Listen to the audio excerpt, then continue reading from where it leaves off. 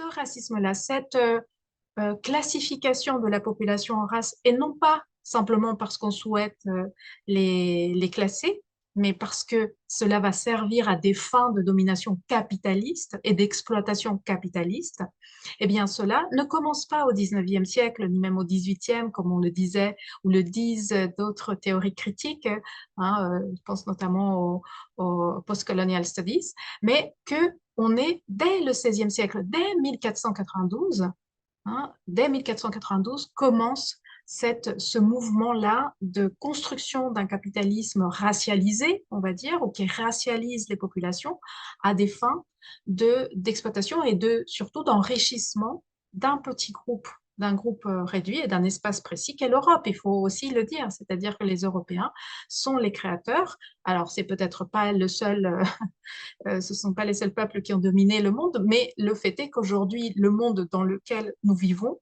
eh bien, il est marqué par cette histoire-là, une histoire où les Européens ont racialisé le monde à ses propres fins, pour obtenir des bénéfices, hein, qui font l'enrichissement dans lequel aussi on vit toujours, c'est-à-dire cette construction d'un espace de domination.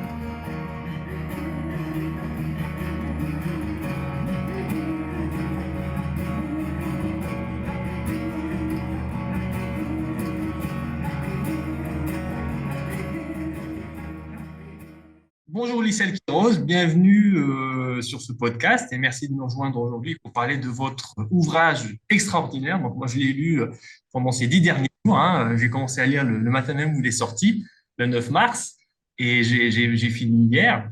Et, et voilà, donc en fait c'est un bouquin très très riche, m'a appris beaucoup de choses, m'a permis de comprendre beaucoup de choses. On va aborder pas mal de ces sujets-là justement, à travers les questions. En tout cas, ben, bravo pour cet ouvrage, à vous et à votre collègue aussi.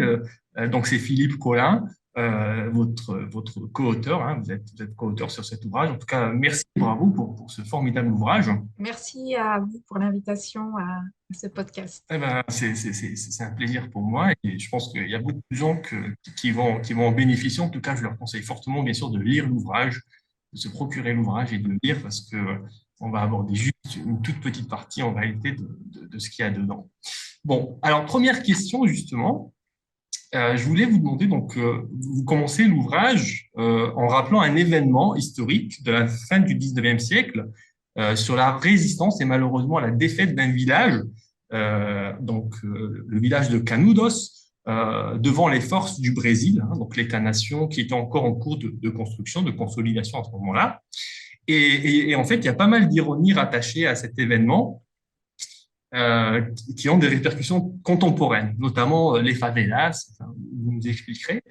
Et voilà, en fait, pour vous, ça illustre un petit peu cette idée que la conquête coloniale, en fait, c'est quelque chose qui s'arrête jamais. Hein. Et en fait, voilà, donc c'est quelque chose qui s'arrête jamais, c'est-à-dire c'est une structure. Hein. C'est pas une finalité, c'est une structure, c'est quelque chose qui est là pour rester. Hein. Donc, est-ce que vous pouvez nous en parler un petit peu plus de cet événement et puis des liens justement avec notre époque d'aujourd'hui? Oui. Alors, la révolte des Canudos au Brésil entre 1896 et 1897 a été un choix d'événement pour débuter l'ouvrage parce que il est significatif, comme vous le dites, d'un certain nombre de choses qui se rattachent à ces théories décoloniales. La première, c'est que on est au Brésil moins d'une décennie après l'abolition de l'esclavage, donc où le Brésil est un empire encore, donc un empire aussi colonial puisqu'il est en pleine conquête de ce qu'ils appellent le front pionnier, mais en réalité c'est une conquête interne du territoire interne du Brésil. Et dans ce contexte-là, on a des groupes qui résistent comme depuis le XVIe siècle. Et donc, c'est ce groupe de Canudos qui est un petit peu en plus rattaché à, ou associé à un mouvement dit messianique, c'est-à-dire qu'on a un leader charismatique qui entraîne les foules, qui est et un mouvement aussi très, très métis. Et donc, il est un peu emblématique de ces formes qu'a l'Amérique latine jusqu'à aujourd'hui, de résister à ce qu'on va voir, on va en parler, ce qu'on appelle la colonialité, c'est-à-dire des formes coloniales de domination qui ne disparaissent pas, comme le montre cet événement de la résistance des Canudos face à un État impérial, un État conquérant et colonial qui est indépendant désormais du Brésil, mais qui continue les mêmes techniques de domination, les mêmes formes de domination. Eh bien, malgré tout, il y a, et c'est ça aussi que relève la pensée décoloniale, c'est qu'il ne s'agit pas seulement d'identifier la colonialité, donc ces formes de domination, mais aussi les formes de résistance et en particulier de voir une possible issue à cette colonialité ou une dissolution de la colonialité. Parce que le but de la théorie décoloniale, ou le but en fait du mouvement décolonial, on peut dire en général, c'est de dissoudre cette colonialité qui prend différentes formes, mais le but est quand même, donc c'est aussi une pratique ou une interrogation sur les formes pratiques de sortie de la colonialité. Oui, alors je pense qu'on est très très nombreux, on est quelques milliards à travers le monde à saisir, à pouvoir saisir cette notion de colonialité, parce que par exemple moi je suis algérien et je sais qu'en tant qu'Algérien, en fait, on a poursuivi justement cette colonialité après l'indépendance. C'est très triste, mais on l'a poursuivi entre nous, hein, entre Algériens. Voilà, donc c'est certains Algériens qui ont en fait d'une certaine manière colonisé le reste. Et c'est un petit peu, enfin, je me reconnais beaucoup dans les exemples que vous citez dans l'ouvrage, donc, qui sont des exemples qui concernent l'Amérique latine. Alors, l'appellation Amérique latine, en fait, c'est une appellation, moi, elle me gênait un petit peu avant, mais en lisant votre ouvrage, j'ai compris qu'effectivement, enfin, il y avait des raisons pourquoi ça me gênait. Je pense que ça gêne beaucoup de gens. En fait, c'est une Ça appellation. nous gêne aussi, nous, en Oui, réalité, oui, on avait proposé, on aurait voulu que, au lieu de l'Amérique latine, on, on a proposé le terme d'Abiyayala, qui est un terme autochtone d'un peuple qui est le peuple Guna, qui est un peuple autochtone qui réside aujourd'hui encore, donc entre le Panama et la Colombie actuelle, et qui sont séparés par cette frontière un peu politique et arbitraire, coloniale aussi. Et on voulait cela, mais pour des raisons bon, éditoriales et d'accessibilité. Bon, on est retourné au terme d'Amérique latine, ou l'expression Amérique latine, qui est une expression forgée notamment par les Français, ou en tout cas diffusée beaucoup par la France au XIXe siècle, et qui est problématique et continue de l'être, surtout dans une perspective décoloniale, puisque ni Amérique est un nom, l'Amérique déjà est un nom colonial, hein, en honneur d'un colonisateur, euh, Amerigo Vespucci, et d'autre part, latine, euh, renforce ou donne l'idée que cette Amérique au sud des États-Unis, qui en réalité Amérique latine veut dire l'Amérique au sud des États-Unis, elle a des liens très forts avec l'Europe, c'est pour ça que la France a diffusé cette idée, elle a des liens avec l'Europe, et en particulier avec l'Europe dite latine, la France notamment, mais aussi l'Espagne, le Portugal, l'Italie, et que donc ces liens forts montrent la, les relations culturelles, mais effacent complètement les autres, les millions d'autres personnes qui ne se reconnaissent pas du tout, qui n'ont pas du tout une culture latine. Certes, il y a de plus en plus de personnes qui ont cette culture latine, mais aussi des millions d'autres qui n'en ont pas et qui sont invisibilisés par le terme de latine, qui efface donc tous les peuples autochtones notamment, que ce soit les Arawaks, les Taínos de la Caraïbe, que les Mapuches du Chili et de l'Argentine, ou les Aymaras du Pérou et de la Bolivie. Donc, latine, je ne pense pas que, enfin, ces peuples ne se reconnaissent pas du tout, ni dans le terme d'Amérique, ni dans le terme de latine. Et c'est plutôt un concept, l'Amérique latine est une notion, en tout cas, eurocentrique. oui, oui, oui. Et d'ailleurs, cette notion de colonialité, enfin, elle est très insidieuse, hein, on le voit bien. Et puis moi, je découvre tous les jours à quel point moi-même je la porte, même si je la déteste. Et par l'utilisation de certains termes, je la perpétue, et par certains réflexes, je la perpétue. C'est quelque chose de très invasif et très, très insidieux, hein. On s'en rend pas compte, on s'en rend pas compte qu'en fait, enfin, comment on peut en réalité contribuer à cette notion-là. Donc en fait, la colonialité, c'est différent du colonialisme, hein. Le colonialisme, donc on peut s'en débarrasser, on peut dire quand on acquiert son indépendance, généralement à un prix assez élevé. Euh, euh, et il y a quelque chose qui se poursuit, c'est justement cette colonialité. Et c'est pour ça qu'on voit beaucoup de pays, si ce n'est tous d'ailleurs, qui ont soi-disant pris leur indépendance par rapport aux puissances coloniales européennes ou occidentales de façon générale, donc qui perpétuent des réflexes et des pratiques.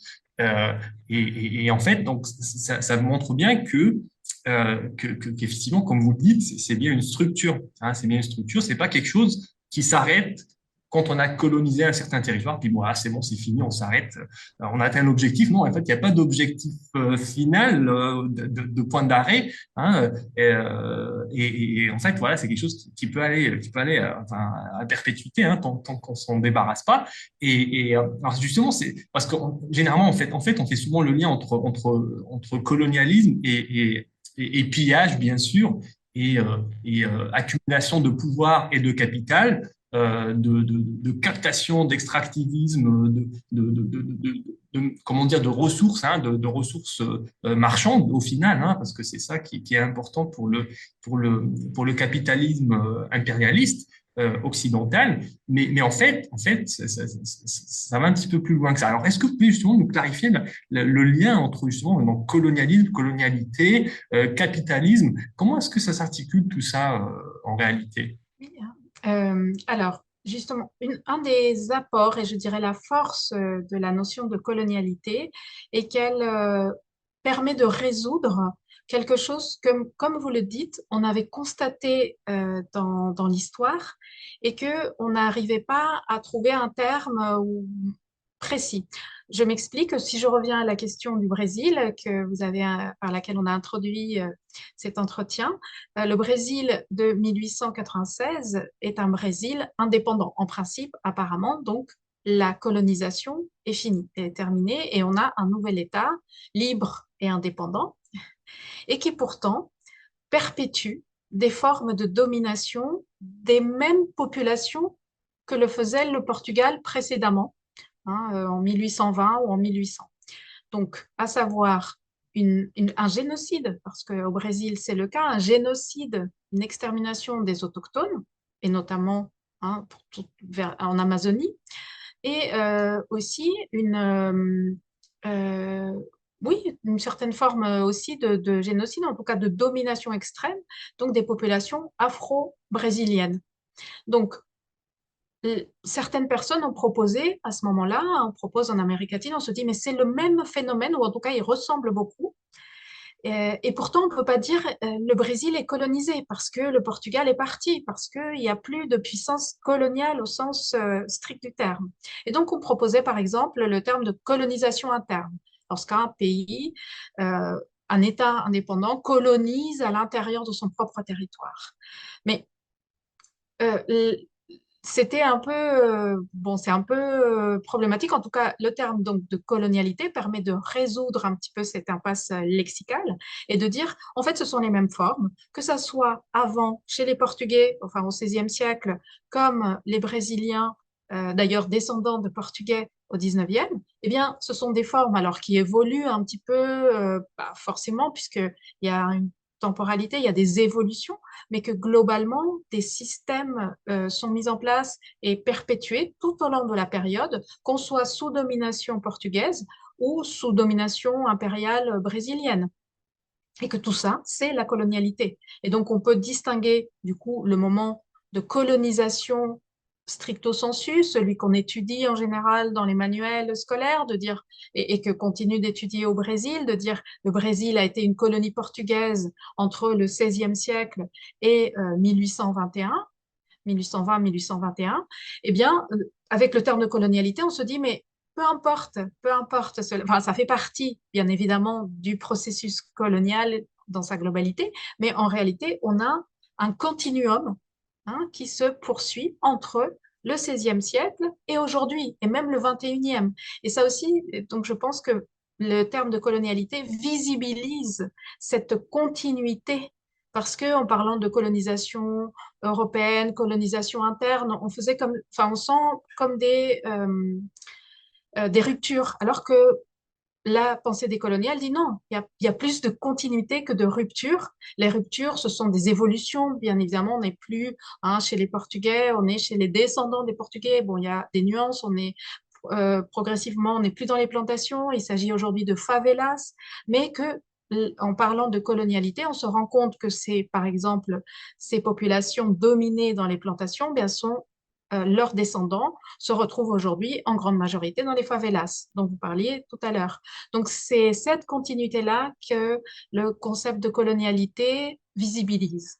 Et cette colonialité, dit Aníbal Quijano, qui est celui qui a le premier, en tout cas, dans l'espace, le champ académique, proposé le terme de colonialité et forgé le terme de colonialité, il insiste beaucoup sur les liens entre le capitalisme et la colonialité. La colonialité naît en même temps que le capitalisme. Ce sont des systèmes qui fonctionnent de manière tout à fait imbriquée. Et le capitalisme, la race ou le racisme, et donc tout ça, c'est ce qu'il va appeler la colonialité. La colonialité, donc, ce sont des formes de domination qui, la domination, peut-être on peut la trouver ailleurs, mais ce qu'a de spécifique cette colonialité occidentale, c'est qu'elle catégorise les populations en fonction de critères raciaux totalement arbitraires, parce qu'il ne s'agit pas de dire qu'il n'y a aucun, aucun critère biologique réel. Je veux dire, c'est vraiment une construction. Mais en construisant des races, sociologiquement, eh bien, on domine ces populations. Et ça, c'est le premier espace où ça existe. Et ça aussi, c'est une autre proposition on va dire, pour faire vite, de la théorie décoloniale, c'est de dire que ce racisme-là, cette classification de la population en race, et non pas simplement parce qu'on souhaite les classer, mais parce que cela va servir à des fins de domination capitaliste et d'exploitation capitaliste, eh bien cela ne commence pas au 19e siècle, ni même au 18e, comme on le disait, ou le disent d'autres théories critiques, je pense notamment au Postcolonial Studies, mais que on est dès le 16e siècle, dès 1492, dès 1492 commence ce mouvement-là de construction d'un capitalisme racialisé, on va dire, ou qui racialise les populations à des fins d'exploitation et surtout d'enrichissement d'un petit groupe, d'un groupe réduit et d'un espace précis qu'est l'Europe. Il faut aussi le dire, c'est-à-dire que les Européens sont les créateurs. Alors, c'est peut-être pas le seul ce ne sont pas les seuls peuples qui ont dominé le monde, mais le fait est qu'aujourd'hui, le monde dans lequel nous vivons, eh bien, il est marqué par cette histoire-là, une histoire où les Européens ont racialisé le monde à ses propres fins, pour obtenir des bénéfices qui font l'enrichissement dans lequel aussi on vit toujours, c'est-à-dire cette construction d'un espace de domination. Beaucoup d'éléments super intéressants. Alors oui, la triste réalité du Brésil aujourd'hui. Alors, j'ai jamais été au Brésil, mais j'ai une amie qui vit au Brésil, que je salue d'ailleurs, si elle regarde ce podcast et qui me raconte la situation au Brésil qui est vraiment ouais, catastrophique au niveau racisme. Et oui, donc c'est un État racial, très racial même, on pourrait dire. Oui, c'est ça. En fait, que Presque. la colonialité, ou ce que dit Quijano, c'est que à partir de 1492, et ça aussi c'est un apport de la théorie décoloniale, naissent les races. Et ça, on l'a pas, hum, on l'entend pas tellement, en tout cas en France, on n'imagine pas. Par exemple, je donne l'exemple concret du terme indien qui est tellement normalisé comme terme. On se dit indien, on a presque l'impression de quelque chose de biologique. Un indien, c'est presque un... Or, indien est précisément la première race subalterne créée en 1492, bon, disons à la fin du 15e siècle, et le début du 16e siècle dans les Amériques. Précédemment, il y avait déjà eu un génocide et des formes un petit peu semblables dans les Canaries, un petit peu avant, juste avant l'arrivée Le génocide aussi de la population locale, la population guanche des Canaries, avec une réduction aussi en esclavage et un génocide. Et l'Amérique, donc, est le second espace où ça va se produire par la suite. Et là, avec la création, donc, ou la naissance, ou l'opposition, la séparation en deux groupes qu'on appelle la République des Espagnols et la République des Indiens, qu'on va appeler Indiens sans aucune valeur, disons, ni biologique, ni culturelle, parce qu'aujourd'hui, on se dit c'est culturel. Même aujourd'hui, on a changé un petit peu les termes et on parle de culture. Mais qu'est-ce que c'est qu'une culture et en quoi on peut dire que les Inuits du Québec, du Canada, ont en commun, en langue, en spiritualité, en mode de vie, avec les Aguajún de l'Amazonie. Il y a rien en commun. Il y a rien en commun entre les Shuar ou les Yanomami de Colombie et les Mapuches de Patagonie. Et pourtant, on les place tous comme si c'était la même culture, la même langue. Indien, on a l'impression qu'on est sur une même façon de vivre ou de voir le monde, alors que ce sont des peuples. Alors encore aujourd'hui, l'ONU recense dans les Amériques entre 600 et 700 peuples différents, avec des langues différentes, avec des cultures différentes.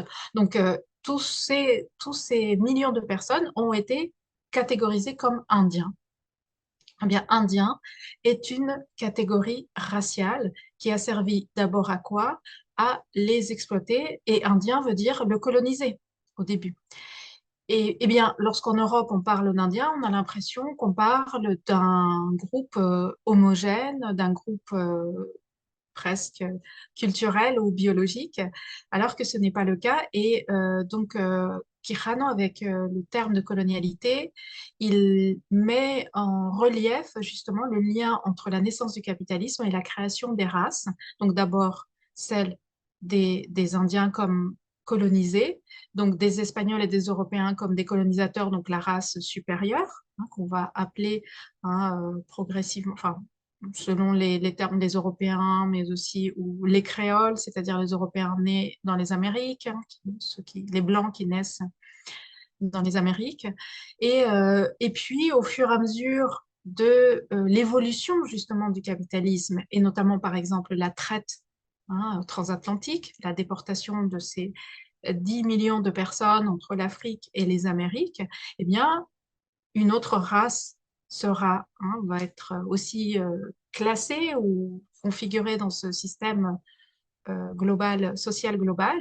Et puis, par la suite, un peu plus tard, les Asiatiques qui vont aussi être, par exemple, après alors c'est peut-être une histoire qu'on connaît peu en Europe, c'est qu'après l'abolition de l'esclavage, de l'abolition des traites et de l'esclavage, on a quand même une période dans certains pays d'appel des migrations européennes, mais aussi d'appel de populations de migration de travail, et notamment de l'Asie et de la Chine et du Japon, qui sont des espaces à ce moment-là extrêmement où il y a des famines et de pauvreté, qui vont aussi être importés. Par exemple, aux États-Unis, hein, les Japonais vont servir à la fin du 19e siècle, début du 20e siècle à la construction, et donc ils vivent dans des conditions d'exploitation.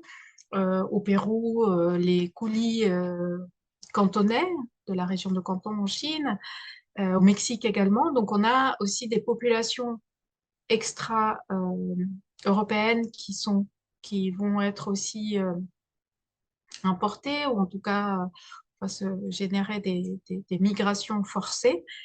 Et tout cela va configurer un champ social particulier, ce à quoi va s'ajouter, bien sûr, toute la question du métissage, qui va créer encore une autre catégorie raciale, hein, parce que le métis c'est aussi une catégorie raciale, hein, et tout ça, et tous ces groupes sociaux vont être hiérarchisés, et au sommet de la pyramide, on retrouvera toujours les Européens et leurs descendants jusqu'à aujourd'hui, ce qui fait que une des choses qui frappent les visiteurs mais il ne devrait pas l'être finalement si on connaît cette histoire. C'est que lorsqu'on arrive, bah, vous l'avez certainement constaté au Brésil, quand on arrive dans les quartiers, dès qu'on est dans un quartier riche, eh bien la population elle est blanchie, enfin on voit des blancs en majorité, et dès qu'on sort vers les espaces subalternes, pauvres, euh, de travailleurs, eh bien, la population, elle devient une population afro-brésilienne en majorité. Les emplois subalternes, les emplois de nounou, les emplois les petits boulots, on va dire, les emplois précaires et les emplois surtout de l'économie informelle, ce sont des emplois ou des activités qui concernent les Afro-Brésiliens. Et en revanche, dès qu'on va vers les beaux quartiers et les plages d'Ipanema, eh bien, ça se blanchit. Ça se blanchit en règle générale. Donc, tout cela est le fruit de cette histoire de classement des populations à des fins d'exploitation et du capitalisme. En fait, le capitalisme, là, est très lié, où l'idée, la notion, Quijano la relie à celle de colonialité très fortement et de racisme aussi. Et bon, à cela, c'est peut-être ce que, euh, à partir de la conceptualisation de cette colonialité que Aníbal Quijano appelle la colonialité du pouvoir, c'est vrai que va se constituer un groupe de chercheurs, de chercheuses, de penseurs et de penseuses aussi, parce qu'il n'y a pas que des universitaires, il y a aussi beaucoup de penseurs qui sortent du mouvement social, qui sortent des mobilisations et oui, en général du mouvement social latino-américain, qui contribuent à enrichir la notion de colonialité. Et ça, c'est un autre aspect, je pense, à relever, vraiment à relever de la notion de colonialité, c'est qu'elle s'enrichit donc dans ce groupe d'universitaires qui est celui qui est le plus connu et qui est le groupe euh, Modernité, colonialité, décolonialité, de chercheurs et de chercheuses qui souvent ont des liens plutôt aux États-Unis, et c'est pour ça qu'ils sont plus connus, parce que c'est pour un certain nombre des professeurs dans les universités des États-Unis, et qui, eux, avec aussi en lien avec d'autres penseurs et penseuses du Sud et qui vivent et travaillent dans le Sud global, eh bien, vont proposer ou enrichir la notion de colonialité, du pouvoir, en parlant de colonialité du savoir, par exemple, en disant que justement une critique de l'eurocentrisme, en disant en fait, hein, lorsqu'on parle, on dit en Amérique latine, la démocratie, ben justement, les favelas, ça nous montre qu'il n'y a pas de démocratie au Brésil. Eh bien, la théorie ou la notion de colonialité du savoir va nous dire, mais pourquoi ce sont les références comme la démocratie, la nation, l'État-nation, pourquoi ce sont ceux-là qui sont mis en avant comme l'épistémé supérieur, en fait, les questions de théorie politique et les questions épistémologiques, pourquoi c'est toujours, ce sont les références européennes qui dominent et qui nous sont imposées à nous, enfin latino-américains, à ce qu'on les suive, et pourquoi on ne reconnaît pas des épistémés autres qui sont tout aussi riches. Donc la théorie décoloniale, c'est pas quelque chose non plus à comprendre comme on veut détruire la, la culture européenne, on est contre la culture et les nuls et non avenus. Non, il y a une reconnaissance, mais une culture et une proposition théorique, mais comme d'autres peuples ont des propositions théoriques. Et donc ça aussi, c'est donc à partir de là, la colonialité du savoir, ce qu'elle visibilise, c'est cette supériorité, en fait, cette arrogance européenne de vouloir toujours avoir la proposition théorique, les savoirs, les connaissances, les, tout ce qui est, oui, savoir en général. Et je pense par exemple même à la médecine, considérer que la médecine occidentale est supérieure aux autres médecines, que les universités européennes, je travaille dans les universités européennes ou des États-Unis, sont supérieures aux universités du Sud, les musées, que les musées européens sont les seuls à pouvoir accueillir les pièces considérées comme les plus importantes par eux, par les Européens, et que au Bénin et que en Bolivie, il n'y a pas des musées dignes de ce nom pour pouvoir recevoir ces pièces-là, et donc il faut qu'ils restent en Europe, et que tout ça, en fait, c'est de la colonialité du savoir. C'est l'Europe s'est constituée aussi comme espace de connaissance supérieure à toutes les autres formes de connaissance. Ensuite, la colonialité de l'être, hein, autre notion dérivée, ou en tout cas qui accompagne ou qui enrichit plutôt le concept de colonialité, hein, et qui, elle a été notamment forgée ou travaillée beaucoup par Nelson Maldonado Torres, qui est un grand spécialiste de Frantz Fanon, et qui emprunte à Fanon, hein, la notion de zone de l'être et zone du non-être, hein, de dire il y a en fait à partir du moment 1492 une division du monde entre les populations, les personnes qui ont le droit d'être, donc d'être appelées des personnes à part entière, des humains à part entière, et d'autres qui n'ont pas ce privilège-là et qui sont placés dans une zone du non-être, donc considérés comme des sous-humains, des humains de seconde catégorie, et voire pour certains carrément des presque barbares, des quasi barbare, et que cela n'est pas seulement, encore une fois, un classement un petit peu exotique, mais que ça a des conséquences concrètes euh, dans dans la gestion de ces populations. Donc la valeur des humains, c'est une valeur qui leur accorde des droits, à commencer par celui de vivre décemment, de manger, de pouvoir avoir un emploi. Et qu'en revanche, être dans la zone du non-être, ça entraîne que, eh bien, on soit plus exposé à la mort, plus exposé à la famine, plus exposé à la précarité en général, aux maladies, etc. Et c'est cette notion donc de colonialité de l'être qui visibilise cette séparation entre groupes. Le groupe dominant qui a les privilèges, ou les groupes dominants, parce qu'on peut, par exemple, pour les Amériques, mettre les Blancs, mais européens, mais aussi les descendants d'Européens, mais aussi quelques métis qui ont ce qu'on dirait aujourd'hui un white passing.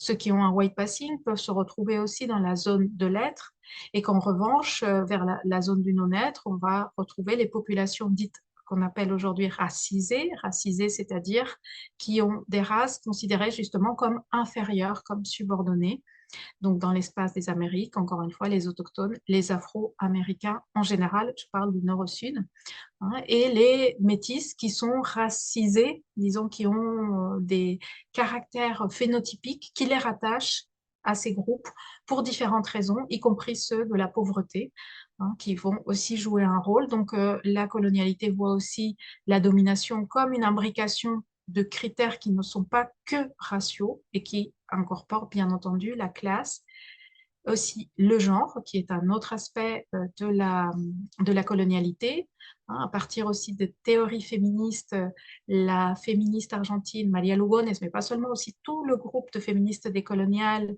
par exemple Chico Uriel, Yudelkis Espinosa, Karina Ochoa, ont théorisé cette notion, hein, de dire que les êtres humains non seulement sont classés en cette ligne de l'humanité qui divise ceux qui sont humains et ceux qui ne sont pas considérés comme des humains, mais que cela aussi s'accompagne de divisions genrées, hein, c'est-à-dire que globalement, les hommes et les femmes qui se situent dans la zone de l'être sont considérés comme des hommes et des femmes à part entière. Donc, un blanc dans les Amériques, un blanc dans les Amériques a le droit, tous les droits, hein, c'est le supérieur, le dominant. Mais la femme, sa femme, si c'est une femme blanche, aussi elle pourra être considérée comme femme, c'est-à-dire qu'elle va avoir le droit d'enfanter, elle aura un certain respect de sa condition, elle sera considérée avec tous les critères de la féminité occidentale, à savoir par exemple la fragilité, ce qui fera qu'on pourra la protéger, la beauté aussi, ce qui ferait que, ben voilà, pendant les années latino-américains, par exemple, sont spécialistes des concours de beauté et des Miss, etc., eh bien, on trouvera longtemps, ou à la télévision, des blanches, hein, représentées, voilà. Donc, la colonialité du genre montre aussi cette division, non seulement globalement, mais aussi en termes de genre. Et ça s'applique aux hommes, c'est-à-dire que des hommes vont aussi se retrouver dans des situations de subordination à partir du moment où on se trouve dans la zone du non-être. Donc, être homme, ça ne veut pas dire nécessairement être dominant. Et ça, c'est un apport de la notion de colonialité de genre. Donc, la colonialité du genre est une autre contribution, élargissement de la notion de colonialité et qu'elle contribue à visibiliser ou à affiner plutôt comment se font les différences en termes de domination et que, contrairement par exemple à ce que dit la théorie, disons, féministe hégémonique ou blanche, que on a deux groupes ou deux classes en opposition, deux classes de genre, les hommes et les femmes, avec la notion de colonialité du genre, on affine cela en disant non, non. Enfin, déjà, toutes les femmes ne sont pas des femmes dans les Amériques et dans le monde, puisqu'à partir de là, bon, on arrivera, mais on commence en pensant d'abord le cas américain, mais tu me contrediras pas en disant qu'il s'applique aussi à l'Algérie, enfin, sur beaucoup d'aspects. Donc, non, pas toutes les femmes. Pas toutes les femmes ont la possibilité, ou toutes les personnes, disons, qui naissent avec des organes sexuels féminins seront considérées comme des femmes dans ce contexte de colonialité. Les blanches auront ce privilège-là, les autres non. Les autres racisés seront classés en fonction de besoins économiques, hein, et on aura, donc ce n'est pas étonnant que au Brésil, dans les Amériques latines et en général, on est, par exemple, pour les nounous, soit principalement des femmes noires ou des autochtones, que les emplois hein, d'employés domestiques, des bonnes, comme on les appelait, et on continue parfois de les appeler, eh bien, ce sont aussi des femmes racisées, autochtones ou noires. Et plus on est dans cet espace en fait de marqueurs phénotypiques hein, qui sont plus, enfin ce qu'on dit, elle est très typée noire ou très typée autochtone, et eh bien ça va être un critère, ou en tout cas c'est cet espace-là qui va être pris en compte ou intégré dans les emplois les plus subalternes. Et en revanche, à partir du moment où on commence à voir le blanchiment de la peau, hein, et le métissage va servir à cela, à sortir de cet espace de la sous-humanité pour passer pour les femmes à l'espace de l'humanité et donc à être appelées femmes. Qu'est-ce que cela veut dire, par exemple, dans les Amériques? Eh bien, ne serait-ce qu'avoir le privilège, par exemple, de pouvoir avoir un mariage officiel. Parce qu'à l'époque, à un moment où on commence à construire hein, la famille patriarcale, bah, c'est important, par exemple, pour la descendance, le nom officiel des enfants, la reconnaissance du père, du père que les enfants, ce sont ses enfants, aussi le fait que la femme mariée peut vivre dans la maison de l'homme, hein, du patriarche. Bon, tout ça, ça lui donne des droits. Et donc, ces droits-là, d'hériter aussi, d'avoir un patrimoine, eh bien, seules les femmes blanches auront cet privilège-là. En revanche, pour les autres, elles vont se retrouver dans des zones, la zone du non-être, ce qui suppose non seulement la non-reconnaissance de ces droits-là, la, elles seront donc, par exemple, si elles ont des enfants, elles peuvent avoir avec un homme dominant, eh bien, ça sera dans l'illégalité, enfin, les deuxièmes femmes ou les enfants non reconnus ou pas d'accès à l'héritage pour ces enfants, ou ça veut dire aussi pour elles des emplois subalternes, hein, les emplois domestiques. Ça veut dire aussi pour elles l'hypersexualisation de leur corps, hein, puisque ça va être une différence. Les femmes considérées comme femmes sont protégées dans le sens où elles sont dites décentes, par exemple, ce terme de décence, eh bien, elle protège certaines femmes en disant c'est une femme décente, donc on ne va pas la protéger et pas la toucher. En revanche, les autres, bah, ce sont des femmes bah, justement qui ne sont pas véritablement des femmes et qu'elles sont plus associées euh, tout ce qui concerne, oui, la barbarie, en fait. La barbarie, c'est-à-dire plus lascive, plus sexualisée, plus Les commodités, quoi. moins respectable Mm. finalement. Et donc là, encore une fois, en prenant un exemple, pas étonnant dans ces conditions-là, que par exemple tous les espaces de la prostitution dans les pays des Amériques, eh bien, on trouve plutôt des femmes racisées en règle générale, hein, parce que elles ne sont pas considérées comme de vraies femmes. Et pour les hommes, et ça s'applique aussi, le féminisme décolonial et la colonialité du genre, justement, genre veut dire qu'on ne pense pas uniquement femmes et que ce sont les femmes qui vivent cette oppression, parce que les hommes peuvent vivre aussi cette oppression. Les hommes racisés qui se trouvent dans la zone du non-être, eh bien aussi se trouvent dans des logiques de domination de genre particulières. Pourquoi? Parce qu'on va, par exemple, les trouver dans tous les emplois physiques. Dès qu'on cherche donc à construire des voies, les plantations, les champs et les travaux les plus harassants, eh bien, ce sont des hommes racisés qu'on va y mettre, jeunes hommes racisés principalement, dans ces travaux durs, hein, et mal payés. Et puis aussi des questions de sexualisation d'une autre manière que les femmes, mais quand même également, c'est-à-dire hein, qui reste hein, dans nos imaginaires contemporains, hein, de penser que ces hommes, par exemple noirs, sont plus forts et donc par cette force plus destinés hein, aujourd'hui, on dirait le sport, aujourd'hui tout ce qui est l'expression du corps ou hein, par exemple, je sais pas, le culturisme, que sais-je, des choses de ce type, la lutte, des formes qui exposent aussi le corps à la vue, voire à l'utilisation. Ça, on le dit moins parce qu'en termes de genre, c'est un peu difficile, mais quand on pense, par exemple, aujourd'hui encore à ces hommes qui, voilà, dans les Caraïbes, attendent les touristes européennes, eh bien, c'est parce qu'on est dans cette colonialité du genre. Hein. On est encore dans ces logiques d'exploitation sexuelle des hommes racisés aussi par hein, les Blancs. Et si on les a aujourd'hui, alors on n'a pas tellement de témoignages du passé, mais personnellement, en tant qu'historienne, mon hypothèse est que ça existe déjà aussi dans les temps passés. Et puis, exemple qui est donné très fréquemment, parce que celui-ci est très documenté, c'est que bah, des femmes dans tous les pays et dans toutes les régions où il y a eu une légalisation de l'esclavage, c'est-à-dire toutes les Amériques et l'Europe aussi, eh bien, des femmes pouvaient posséder des esclaves, hommes et femmes,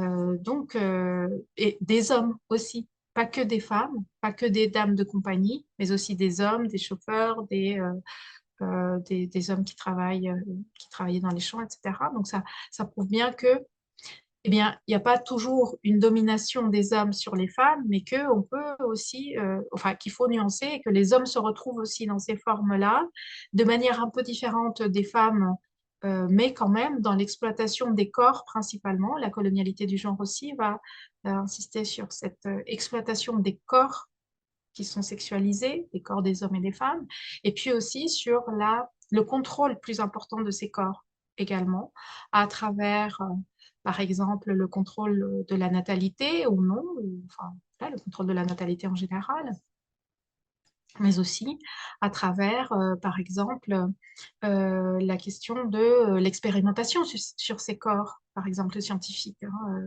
On sait bien que les nouvelles méthodes médicales, que ce soit par exemple quand je travaille sur la maternité, et donc les méthodes obstétricales, que ce soit la césarienne, l'utilisation des premiers forceps, l'utilisation des analgésiques et des anesthésiants en général au moment de l'accouchement, eh bien c'est surtout sur ces femmes-là qu'il va se faire. On sait très bien aussi aux États-Unis, hein, documenter la gynécologie et d'abord un travail sur le corps des femmes noires. Tout cela, c'est aussi penser la colonialité en termes de genre, ça permet de voir, d'affiner hein, ces différences. Et enfin, autre concept, enfin pas le seul, mais bon, pour les grands grandes idées, c'est ce qu'on pourrait appeler une colonialité de la nature ou la question de l'extractivisme aujourd'hui, ou associé à l'extractivisme, c'est-à-dire de comment le capitalisme et ce racisme et ces constructions de cette domination, c'est pas qu'une domination des êtres humains seulement, mais aussi de ce qu'on appelle, nous, la nature, qui pour les peuples autochtones, bah, c'est la terre, tout simplement, la terre, et qui veut dire le ciel, le sol, mais aussi le sous-sol. Enfin, cela accompagne le capitalisme, il est un capitalisme d'emblée prédateur, extractiviste. Ça veut dire quoi? Ça veut dire que lorsqu'on arrive, on n'arrive pas simplement pour prendre, je ne sais pas, si dans une mine, par exemple les mines de Potosi en Bolivie, à prendre quelques kilos d'argent et puis attendre que la mine se régénère ou qu'on la laisse reposer. Non, non, non. On va exploiter jusqu'à non plus pouvoir, c'est-à-dire jusqu'à ce que la mine soit complètement épuisée. D'ailleurs, c'est ce qui se passe dans beaucoup de mines, d'ailleurs, dans cet espace Potosi, mais aussi dans d'autres, dans toutes les mines, en fait, où les Européens arrivent avec une politique, et c'est cela dès le XVIe siècle, eh bien, on a l'épuisement, c'est-à-dire qu'il y a une exploitation jusqu'à épuisement complet de ces sources, de ces minerais et de la terre en général, sans possibilité de renouvellement. Et donc, avec la destruction, ça va en parallèle avec la destruction des sols, mais aussi de tout l'écosystème qui est en lien avec ces territoires. Et que ça aussi fait partie de ce qu'on doit penser au moment de penser la colonialité. Les humains sont en première ligne, bien entendu, mais il y a aussi des effets, puisque ces humains, et notamment les peuples autochtones, eh bien, pour eux, c'est la véritable catastrophe. Et donc, c'est pour ça que lorsqu'on dit, oui, bon, génocide, c'était les maladies, il n'y a pas que les maladies, parce qu'à partir du moment où un espace est épuisé, contaminé, puisque toutes ces formes d'extractivisme sont très polluantes, elles déstructurent les communautés, puisqu'il y a une obligation de travail, par exemple, pour les autochtones. Hein. Les autochtones sont d'abord, et c'est pour ça qu'être indien est un personne ne peut se réclamer de l'indianité en Amérique latine, puisque d'abord être indien, ça veut dire travailler gratuitement, donc être l'équivalent d'un serf, de servage, en- et de payer un tribut, de payer un impôt. Donc, euh, les, les communautés autochtones sont déstructurées par l'arrivée du capitalisme, de ce capitalisme raciste et genré.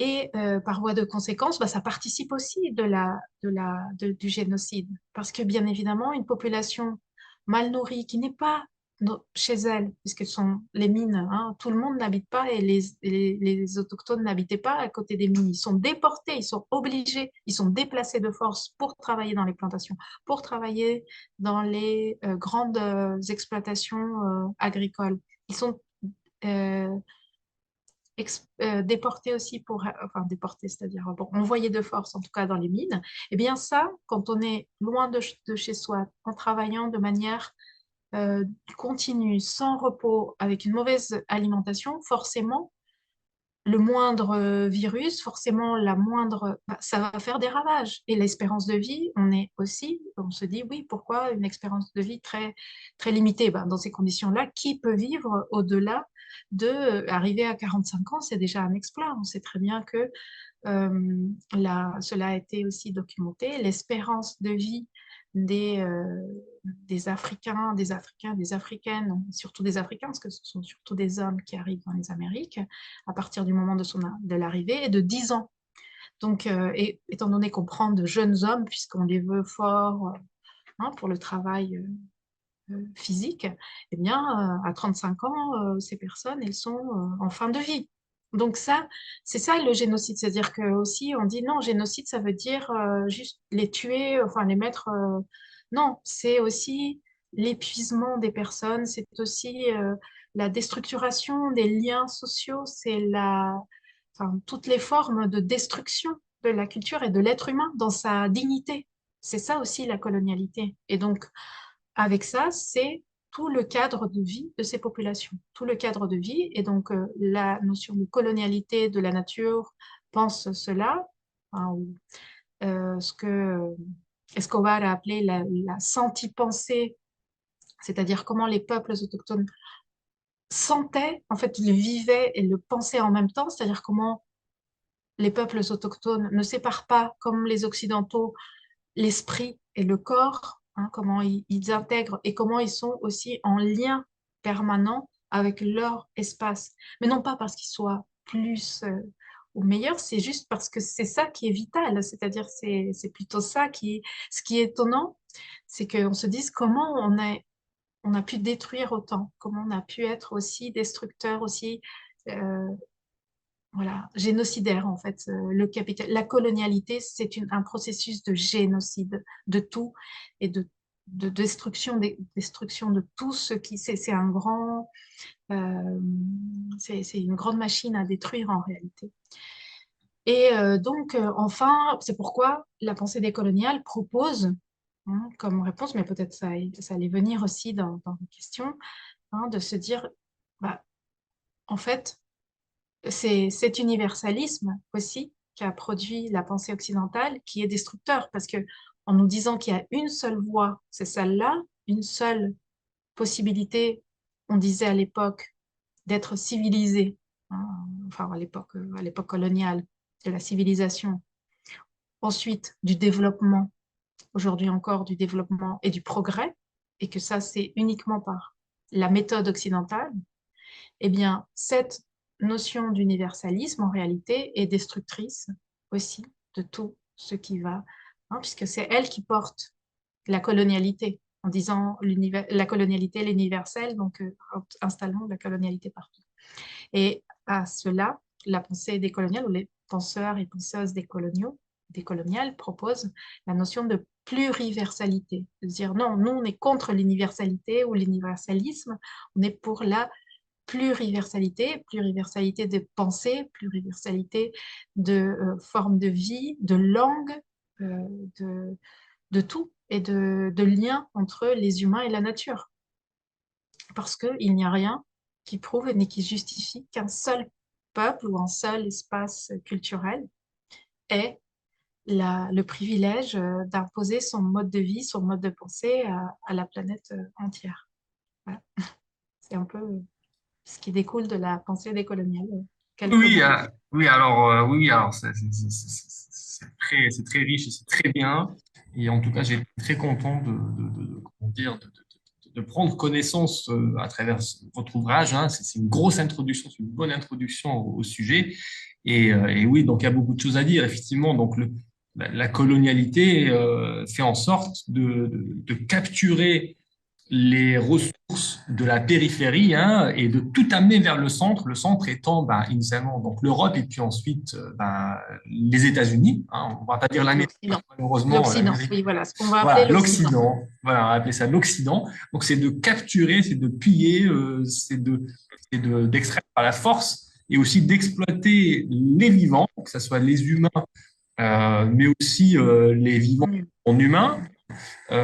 Et d'ailleurs, ce que beaucoup de gens ne savent pas, c'est que pendant l'esclavage, euh, en fait, les esclaves coûtaient tellement pas cher qu'en fait, c'était plus intéressant pour les esclavagistes de les faire travailler jusqu'à la mort, de les exploiter jusqu'à la mort. Corrigez-moi hein, si je me trompe, mais pour autant que je sache, c'était ça qui se passait. En fait, les esclaves étaient jetables, on pourrait dire aujourd'hui.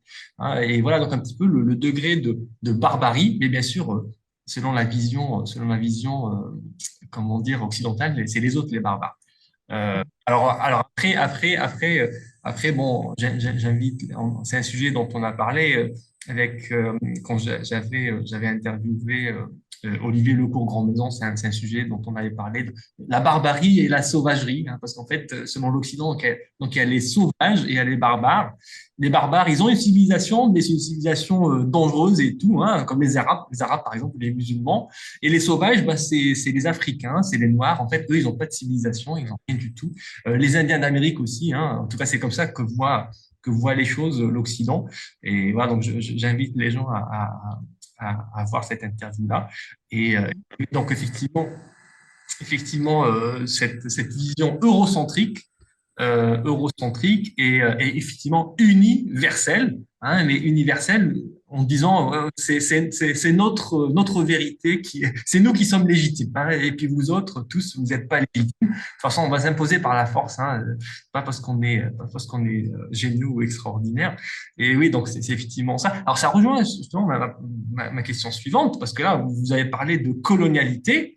Mais en fait, la colonialité, ça n'est qu'une face d'une pièce, hein, comme disait, je ne sais pas si c'était Kiran ou un autre, comme vous citez dans votre bouquin. Et en fait, l'autre face, c'est la modernité. Bon, ça va fâcher beaucoup de monde, mais c'est comme ça. Donc, en fait, ce que vous dites dans votre ouvrage et ce que dit la pensée ou les pensées décoloniales, c'est que, en fait, colonialité et modernité, c'est exactement la même chose. Ce sont deux faces d'une même pièce. Et peut-être que le fait qu'on voit les choses d'un point de vue plus positif, donc celui de la modernité, ou plus négatif, celui de la colonialité, ça dépend un peu de quel côté du manche on se trouve, peut-être, hein. Mhm.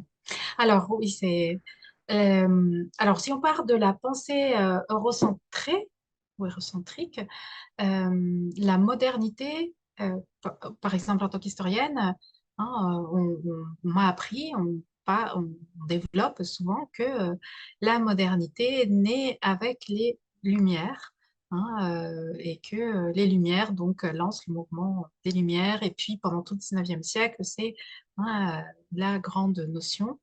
La modernité, c'est un renouvellement des sciences, des techniques, de la pensée, et c'est toujours rattaché à une image positive. Tout ce qui, à partir de là, est moderne est positif. Et c'est de l'acception qui nous est restée jusqu'à aujourd'hui. Hein. Ah, c'est moderne, donc c'est bien. Et tout ce qui est ancien, ce n'est pas bien. Donc, ça naît à ce moment-là.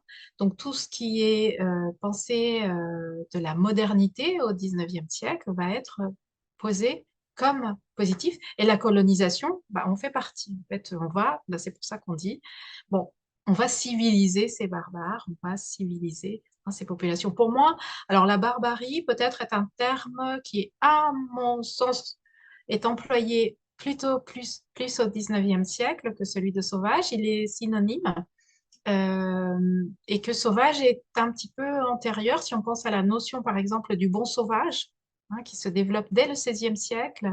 En Montaigne ont développé hein, l'idée qu'il y a des sauvages et que tous les sauvages, alors ce qui est intéressant, et pareil pour les barbares au XIXe, je dirais que c'est plus un terme, enfin, personnellement, je situerais les sauvages plutôt comme plus anciens, et même en espagnol, salvaje, on entend plus que barbare hein, au XVIe, XVIIe siècle. Et il y a de bons et de mauvais sauvages. Enfin, il y a des plus sauvages et des moins sauvages dès le début. Il y a un bon sauvage, c'est celui qui est le plus docile, celui qui est le plus acculturable ou acculturé. Et le sauvage, c'est celui qui n'accepte pas du tout la domination, qui résiste, qui se révolte, ou qui est plus difficile à réduire, comme ils disent, comme on dit à l'époque. Et le barbare, pour moi, c'est une terminologie du 19e siècle qui va opposer à civilisation et barbarie. En Amérique latine, c'est clair. Tous les textes parlent de civilisation opposée à la barbarie. Donc, il y a des peuples civilisés et des peuples barbares. Et les barbares, comme les sauvages, ne sont pas tous les mêmes. Ils sont classés également hein, en fonction de leur degré, on va dire, d'intégration, d'assimilation, de possibilité de transformation ou d'alliance avec les colonisateurs. On va dire souvent que des barbarement barbares sont ceux qui collaborent, par exemple, lorsqu'on va faire, puisqu'au 19e siècle, on est dans une période de colonisation, il y a des barbares, mais le sont moins parce que, par exemple, ils peuvent s'allier aux colonisateurs et donc ils sont considérés ou ont le privilège d'être considérés un petit peu supérieurs. Donc, voilà pour moi ce qui pourrait être ajouté à ce que vous avez dit sur les barbares et les sauvages. Et donc, c'est la modernité qui crée ces notions et souvent on l'associe à la période des Lumières et à la philosophie des Lumières développée au 19e siècle dans tout le champ de ce qu'on appelle le positivisme. Hein, le positivisme, la pensée du progrès, que les civilisations, elles partent d'un point de primitif jusqu'à hein, l'idée que euh, on est d'abord des primitifs et puis il faut évoluer et qu'il y a des peuples qui sont en évolution et bien entendu les Européens sont arrivés au stade supérieur de là, notamment les Anglais et les Germains, enfin sont arrivés au degré supérieur du développement et de la civilisation. Ils sont les civilisés par excellence. Et voilà. Et on peut descendre jusqu'à au point du plus barbare, du plus sauvage. Donc, ce que dit la pensée décoloniale par rapport à cette idée, celle que développe par exemple Darwin dans la théorie de l'évolution, et ensuite le darwinisme social, hein, avec Comte, Hébert, de dire que oui, les humains, il y a des peuples qui vont plus vers le développement et qui sont plus aptes à se développer, et d'autres qui sont un peu plus réticents, plus durs, plus lents au développement, et donc on va les classer. Eh bien, ce que dit la théorie décoloniale, c'est que cette idée de modernité, eh bien, elle n'est pas créée au XVIIIe siècle, elle naît dès 1492. C'est au XVIe siècle que on a déjà ces mécanismes qui se mettent en place lorsqu'on définit les Indiens. Dire les Indiens, par exemple, des anciens empires aztèques, mayas, incas, eh bien, eux, ils étaient arrivés à un niveau de développement qui les place, bien sûr, les laisse dans l'espace de la barbarie, mais qui les met en position supérieure parce qu'ils avaient un État, ils avaient des rois, ils commencent à dire, à leur associer, ou à leur calquer des idées, des schèmes européens, hein, en disant, bah, il y avait des souverains, il y avait des armées, il y avait un État, il y avait des ministres, il y avait un clergé. Mais en revanche, tous les autres peuples, et notamment ceux des terres basses et de l'Amazonie, par exemple, ou des terres éloignées comme la Patagonie, eux, ce sont des sauvages irréductibles parce qu'ils n'ont pas ce niveau de développement, hein, qui à l'époque, bon, va être pensé comme barbarie. Ils sont des barbares, parmi les barbares, des sauvages. Et donc, déjà, on le voit donc, on voit naître la modernité au XVIe siècle et pas au XVIIIe. Et donc, c'est ça, en fait, l'apport de la pensée décoloniale, c'est de changer ce qu'on appelle le lieu. À partir du moment où on change le lieu duquel on regarde cette histoire, on voit d'autres d'autres perspectives, une autre perspective et avec d'autres yeux. Enfin, on élargit un peu le champ et en l'occurrence, on va montrer, on montre que eh bien, ces questions-là, elles sont présentes. Colonialité et modernité donc vont ensemble et vont ensemble dès la naissance de la colonialité, c'est-à-dire dès 1492. Alors, quand on dit 1492, je précise aussi, c'est au sens large. C'est parce que, bien entendu, c'est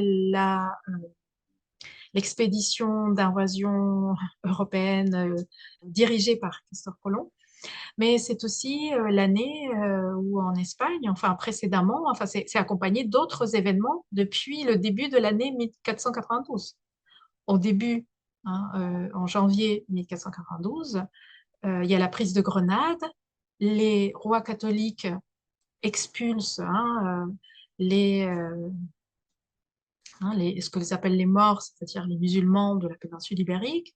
Ils expulsent aussi les juifs, ils vont suivre donc une politique d'affermissement plutôt des royaumes chrétiens et d'installation et de dire que l'Espagne est une et catholique.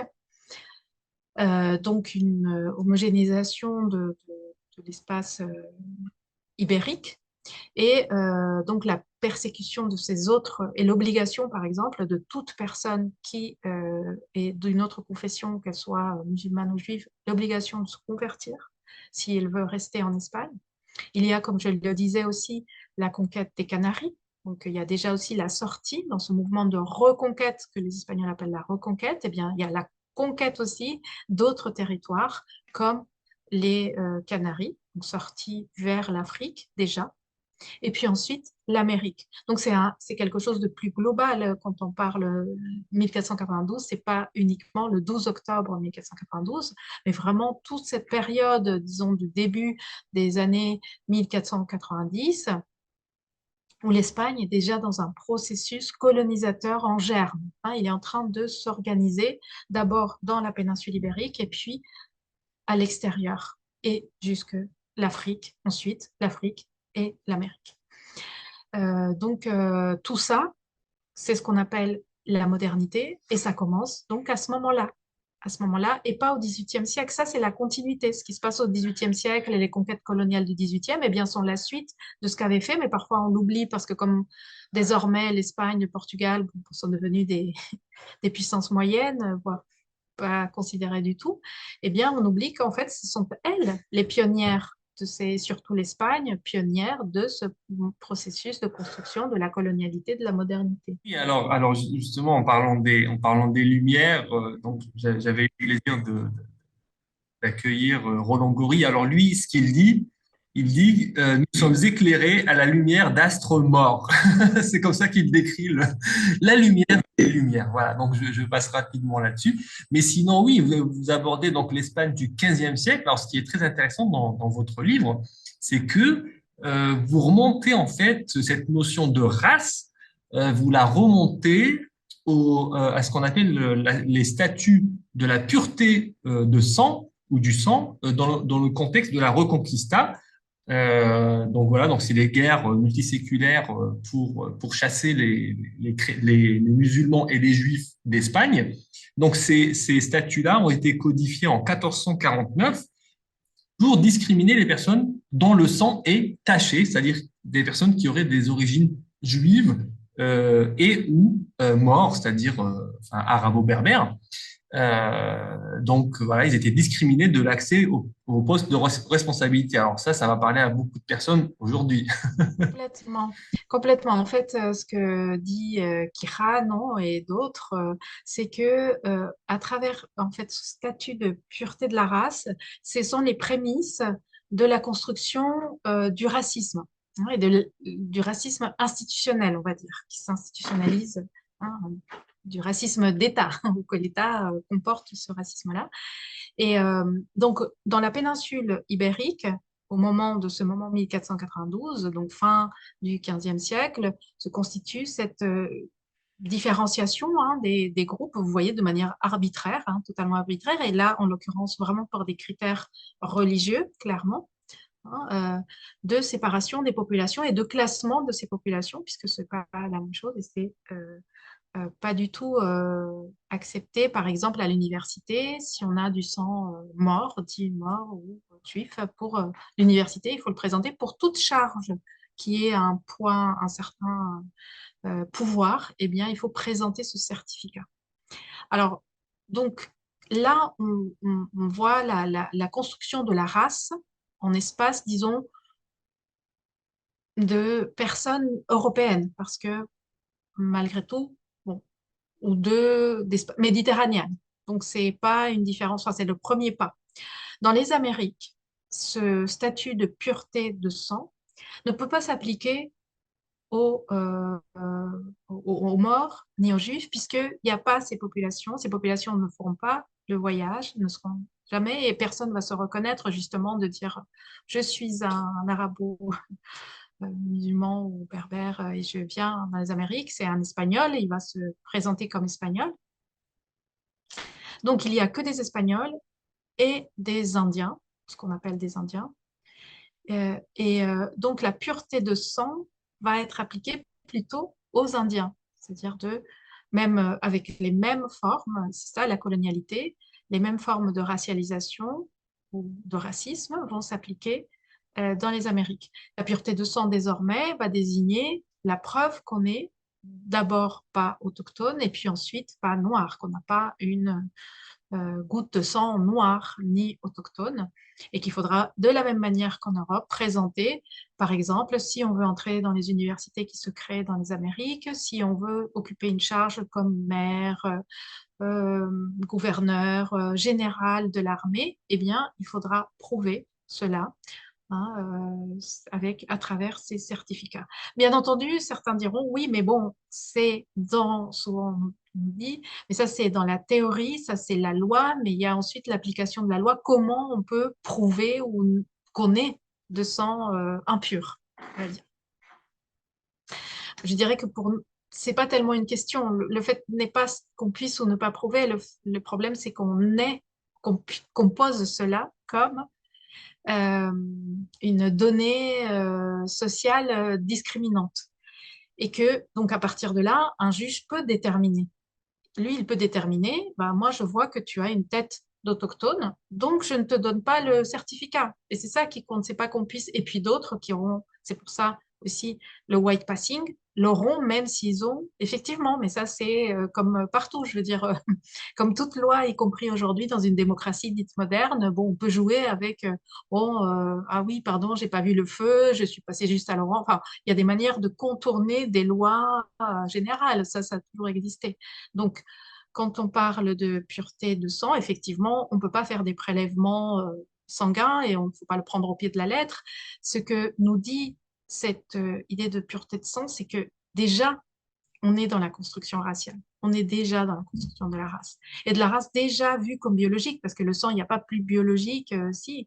Donc on ne dit pas, on ne dira pas. Et ça aussi, c'est pour contrer la théorie des coloniales. Enfin, contrer. C'est pour que la théorie des coloniales, c'est comme ça qu'elle aussi, elle prouve, elle visibilise le fait que, en fait, le racisme dont on parle au 19e siècle, le racisme biologique, eh bien, il puise ses racines au XVIe siècle, au moment de la construction de l'Amérique, de cette invasion et colonisation de l'Amérique, parce que là, on commence déjà à définir les populations, comme je le disais tout à l'heure, par groupe, de manière, enfin, par groupe ethnique, ethnicisé, je dirais plus que ethnique, ethnicisé, construit artificiellement et discriminé parce que considéré comme autre, parce que considéré comme non européen, comme euh, non européen dans ce territoire. Et donc, la pureté du sang, bah, c'est le premier pas de construction ou un des outils, peut-être ce serait plus juste de le dire ainsi, un des outils de la construction de la colonialité et du racisme. Alors, euh, en fait, en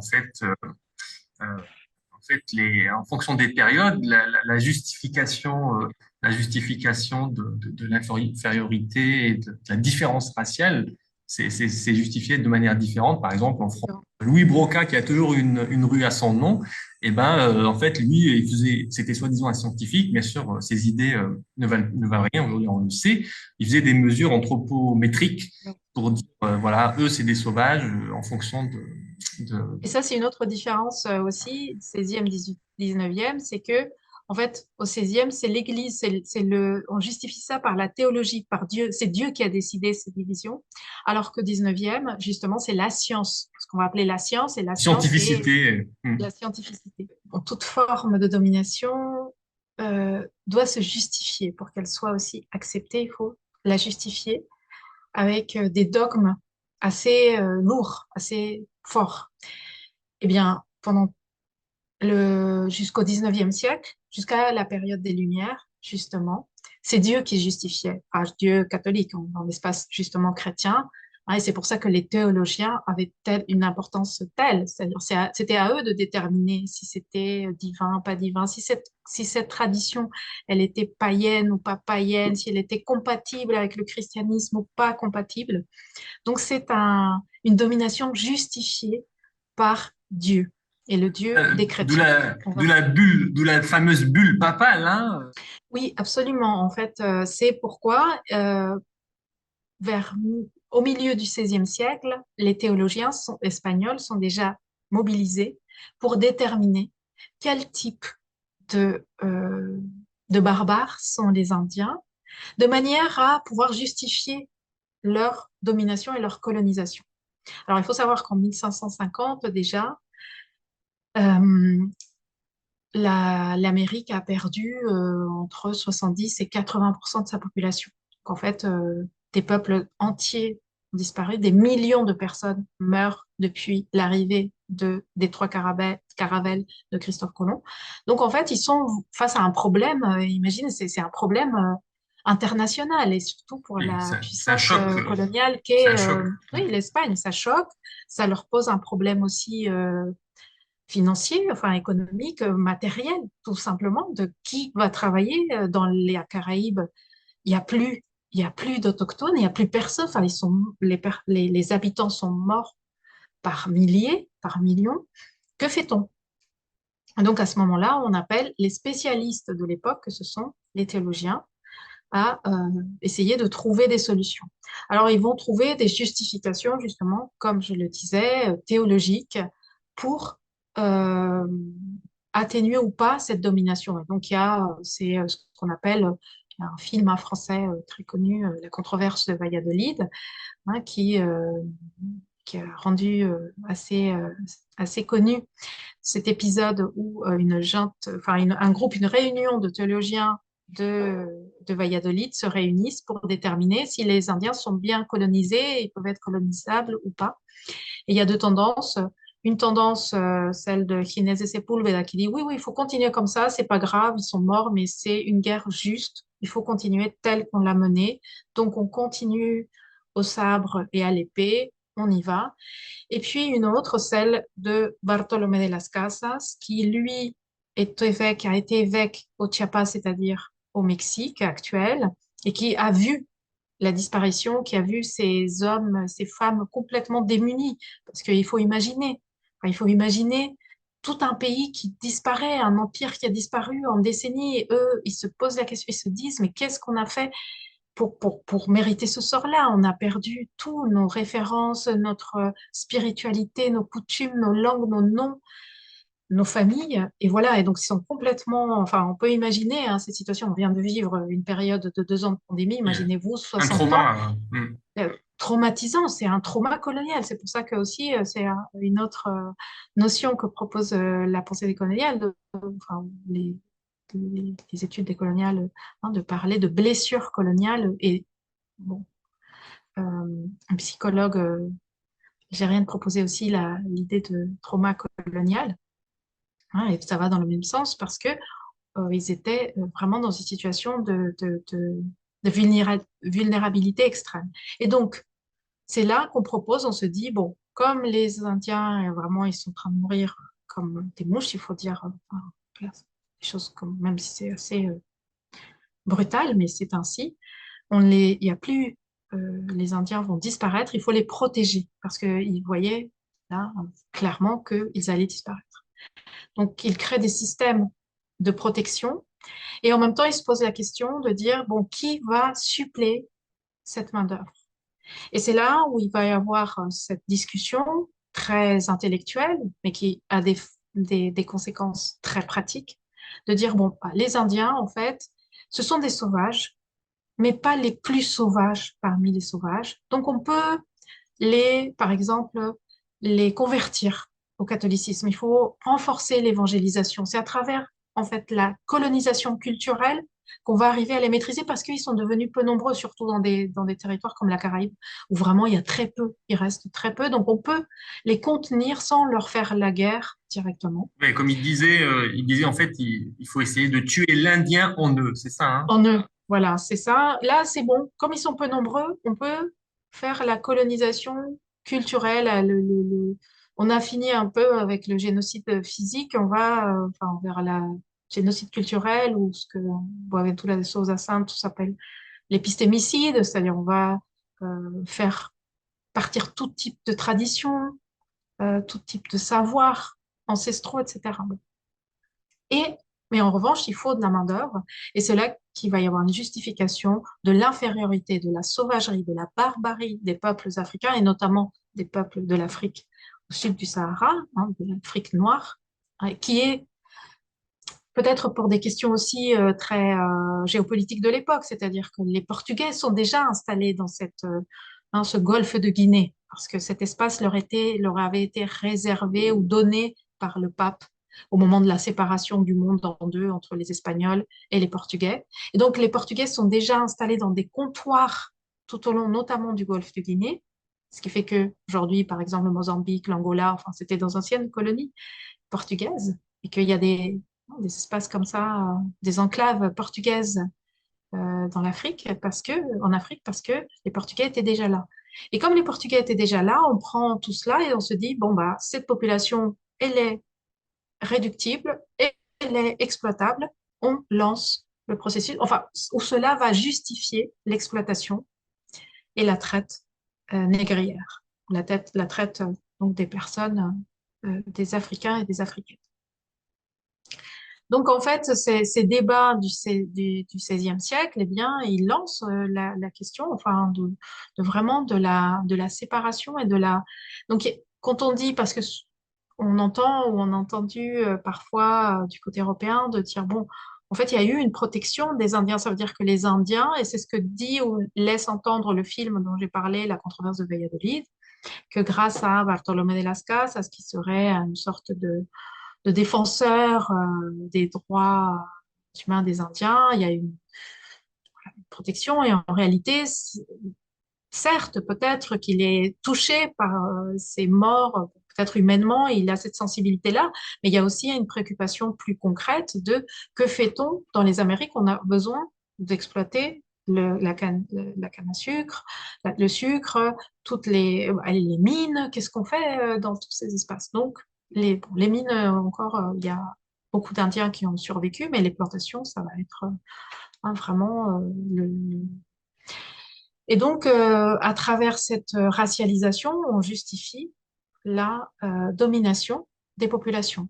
Donc, en fait, le classement, il est un classement, et on le dit divin. C'est Dieu qui a décidé ainsi. C'est Dieu qui considère que ces peuples, en fait, c'est Dieu qui les a fait comme ça. Il les a mis dans un niveau de primitivisme.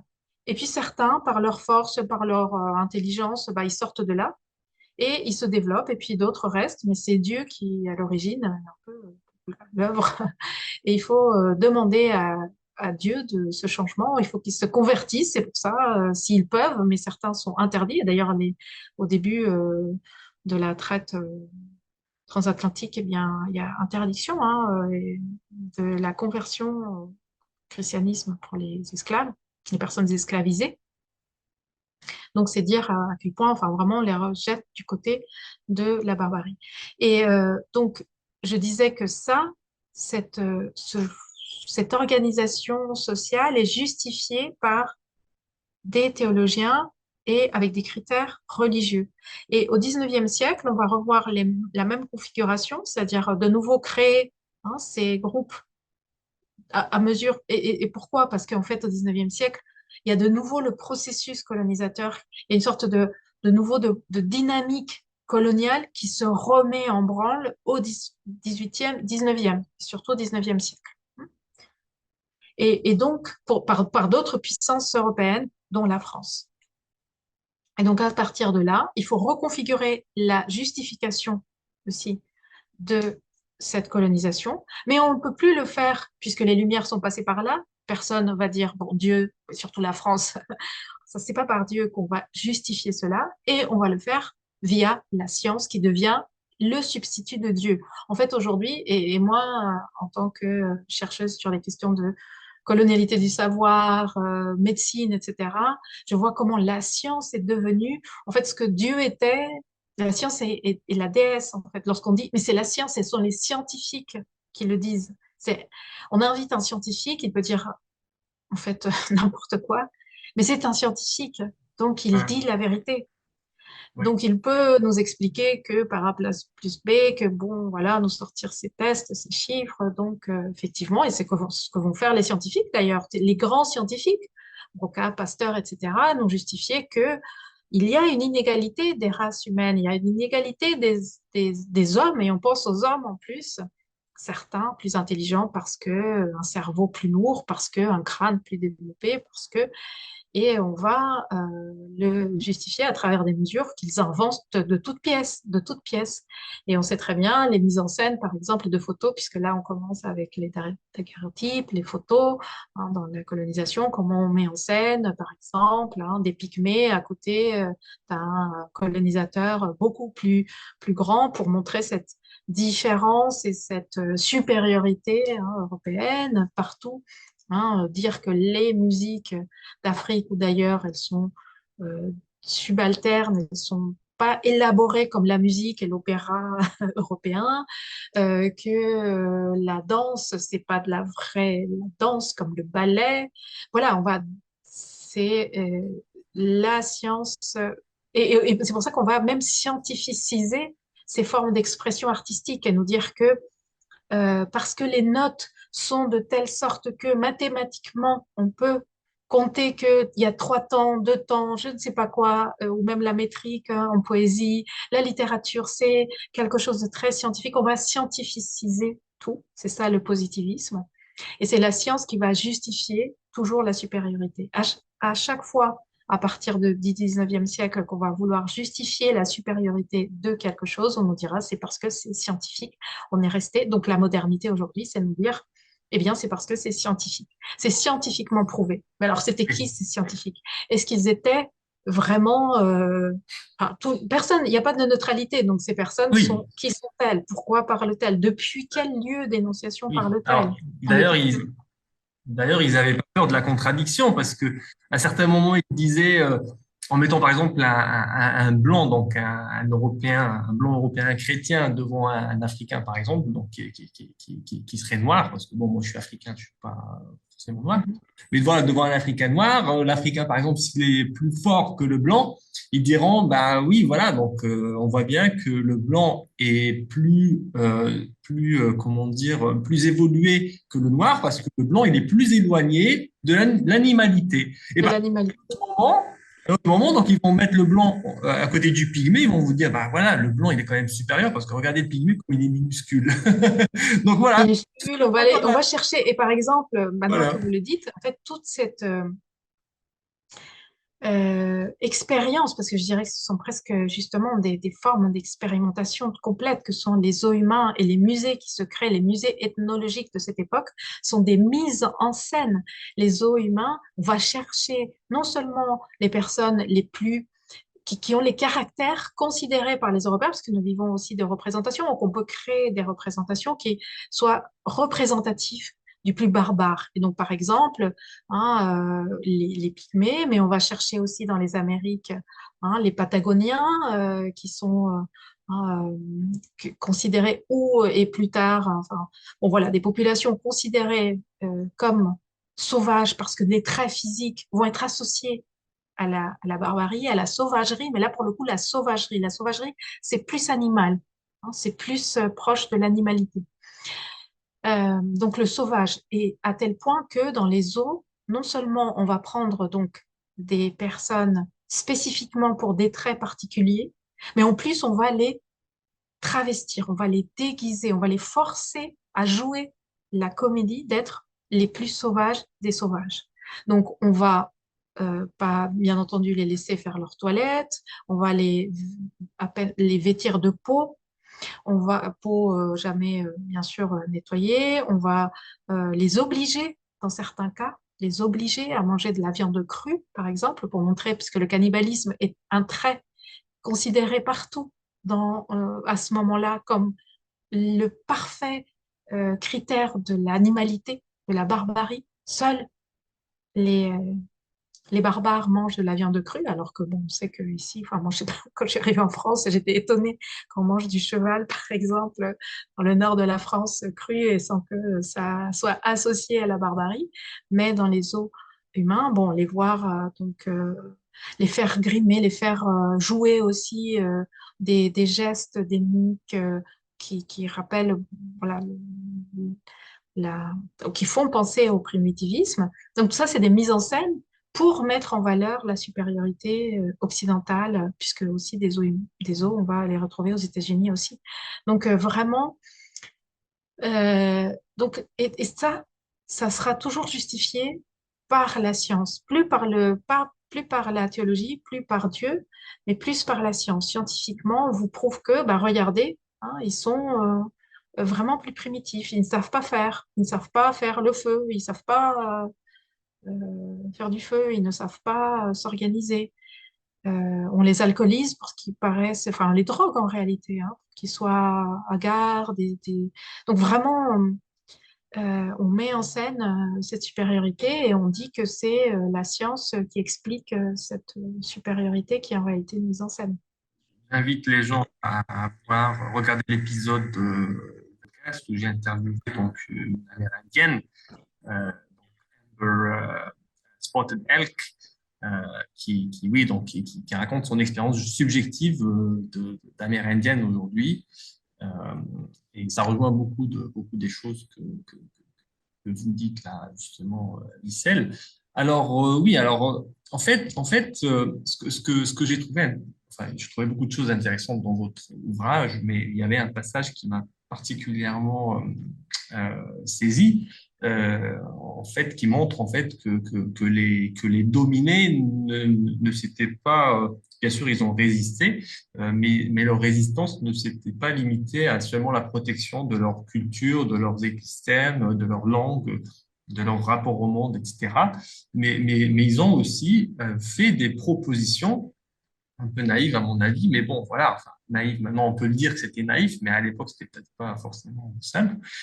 Donc, de réformes révolutionnaires en vue d'implémenter un monde plus juste basé sur l'éthique, hein, sachant que, bien sûr, cette entreprise occidentale est complètement vidée de moralité ou d'éthique, puisque c'est une entreprise destructrice. D'ailleurs, on parle souvent de civilisation de la mort. En tout cas, Uriah Bouteflika le mentionne souvent et je suis tout à fait d'accord. Et donc voilà, donc il y avait des tentatives comme celle de Guaman Poma, j'espère que je prononce correctement son nom, donc qui était adressé en 1615 au roi Philippe III d'Espagne. Alors, est-ce que vous pouvez nous parler un petit peu de cet épisode?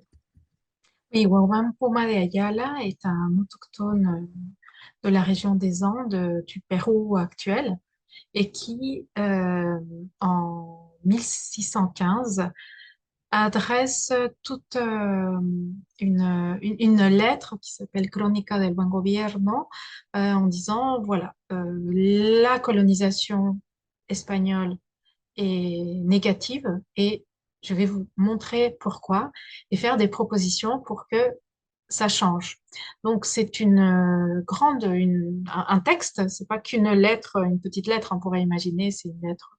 Non, non, c'est un texte, une proposition, hein, déjà une identification des mots principaux de la colonisation espagnole dans sa région des Andes et la proposition de les défaire.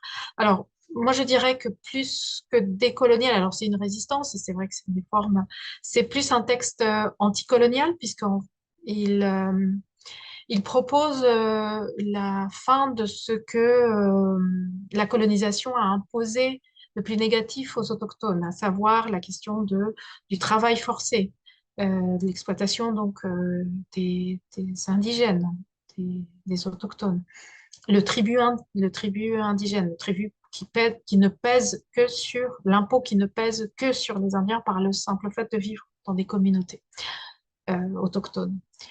Il propose aussi que les corregidores, en fait, il y a des autorités espagnoles qui sont extrêmement violentes parce que celles qui se chargent de la recette de ces impôts-là sont la terreur de ces populations parce que la couronne fixe à un niveau l'impôt, mais si on n'a pas recueilli exactement ce qu'il faut, l'agent de l'État espagnol, va forcer, va insister, va frapper, va torturer dans le cas où il Légitimité n'y a pas de l'usage de la force, n'est-ce de pas? pouvoir. Voilà, l'usage de la violence légitime de la colonialité et de la colonisation.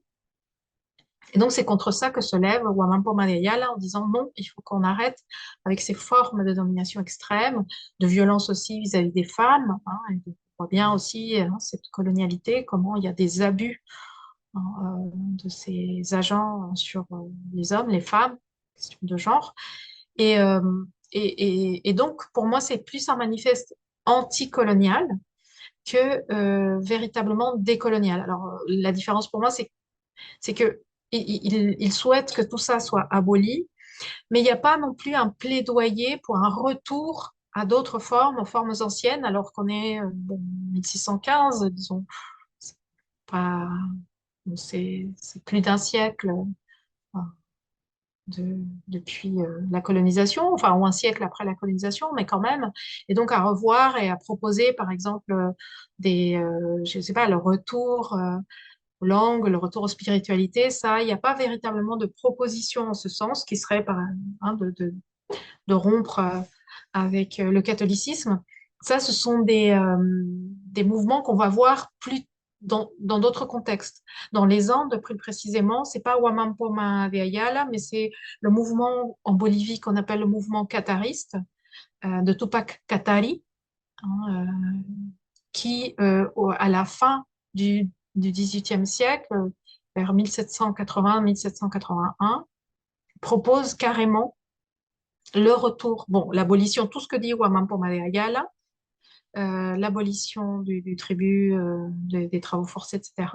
Mais aussi le retour et que la langue officielle soit l'Aymara, donc la langue autochtone, que les textes ne soient plus écrits en espagnol, qu'il n'y ait plus une seule autorité espagnole, que les Espagnols soient chassés et qu'on retourne à ce qu'on appelait l'empire, enfin le Tawantinsuyu, qui en français ou pour les Français, c'est l'empire des Incas, ou ce que les Européens ont appelé l'empire des Incas. Vraiment, ça, c'est une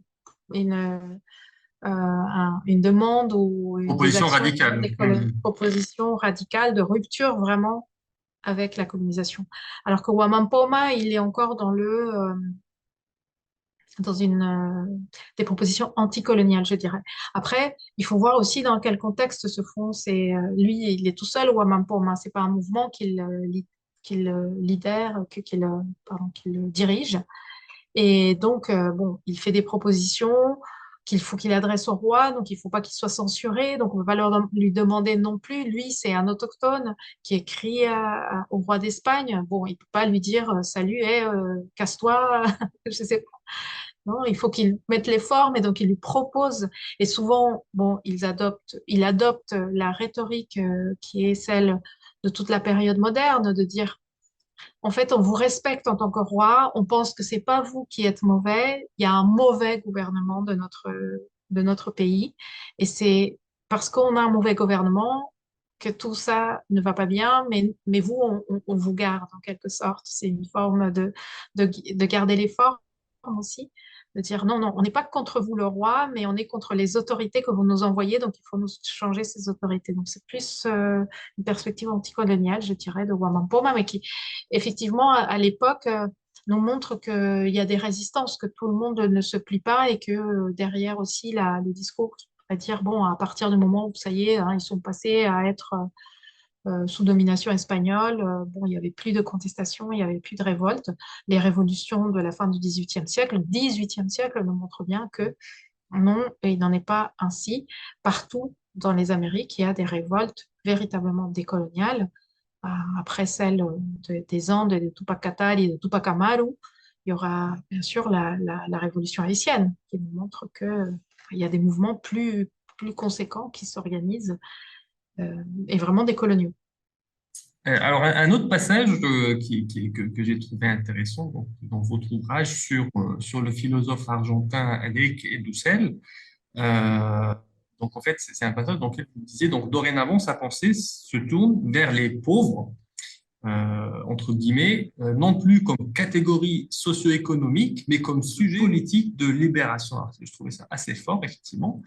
Bon, sachant que bon, très probablement que la libération de la colonialité déjà ne va pas venir de l'Occident parce que l'Occident il est bien, il voit pas où est le problème. Hein, donc voilà, on ne voit pas pourquoi les gens s'excitent comme ça. On leur a apporté la civilisation, ils devraient être un peu plus reconnaissants quand même. Bon, donc hein, je pense que ça viendra pas de l'Occident et donc c'est systématiquement ça viendra du reste et notamment ben, des plus dominés.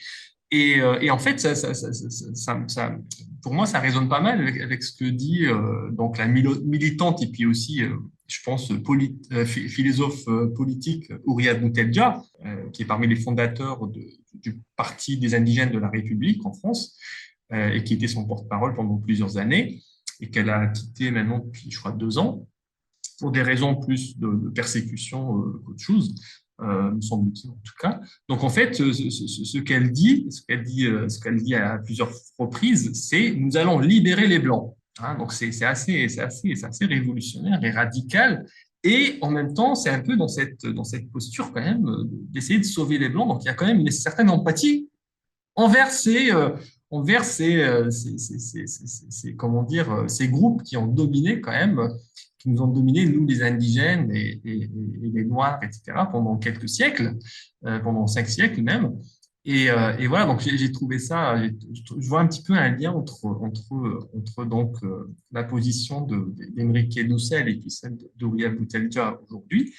Alors justement, je vais poser la question, est-ce que justement on voit, mis à part donc Uriel Boutelga est-ce qu'il y a d'autres indigènes en Europe notamment, qui justement ont une attitude tellement transcendante qu'ils se disent, on va pas se libérer nous-mêmes, en fait, on va libérer tout le monde, y compris les Blancs. Hein, est-ce que vous voyez ça aujourd'hui en Europe?